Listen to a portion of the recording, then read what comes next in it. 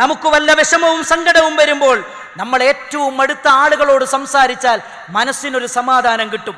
നമുക്ക് ഏറ്റവും അടുത്ത സുഹൃത്തുക്കളോട്, നമ്മുടെ മാതാപിതാക്കളോട്, നമ്മുടെ ഭാര്യയോട്, നമ്മുടെ ഭർത്താവിനോട്, നമ്മളുമായി ഏറ്റവും ബന്ധപ്പെട്ട് നിൽക്കുന്നവരോട് നമ്മുടെ മനസ്സിന്റെ ഉള്ളിലെ നീറിപ്പുകയുന്ന പ്രശ്നങ്ങൾ പറഞ്ഞാൽ നമ്മുടെ പ്രശ്നങ്ങൾക്ക്, നമ്മുടെ മനസ്സിന് സമാധാനം ലഭിക്കുന്നതാണ്.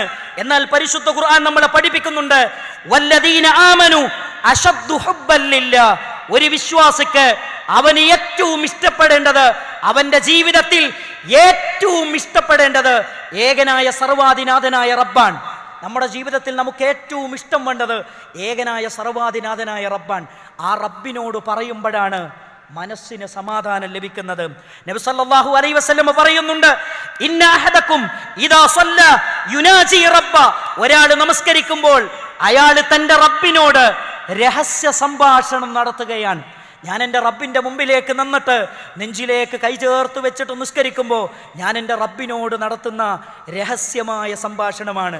പ്രിയപ്പെട്ട സഹോദരങ്ങളെ, ഒരു ചെറിയൊരു രോഗം വന്നു ഹോസ്പിറ്റലിലേക്ക് ചെന്നിട്ട് കയ്യിൽ നിന്ന് ഒരു ചെറിയൊരു മുഴ ഉണ്ട്, ആ മുഴ എടുത്തിട്ട് ബയോപ്സി ചെയ്യണമെന്ന് പറയാൻ.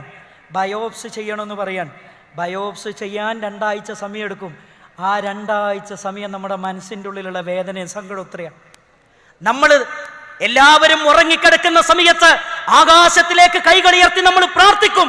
നമസ്കാരത്തിൽ പടച്ച റബ്ബിന്റെ മുമ്പിൽ നമ്മൾ നിന്നുകൊണ്ട് സുമ്മ യുനാജി റബ്ബ, തന്റെ റബ്ബിനോട് മനസ്സിന്റെ ഉള്ളിലുള്ള വിഷമങ്ങളും സങ്കടങ്ങളും മുഴുവൻ രഹസ്യമായി റബ്ബിനോട് പറഞ്ഞുകൊണ്ടിരിക്കും. അതാണ് മനസ്സിന് ആശ്വാസം നൽകുന്നതാണ് നമസ്കാരം എന്ന കാര്യം ഒരിക്കലും മറക്കരുത്.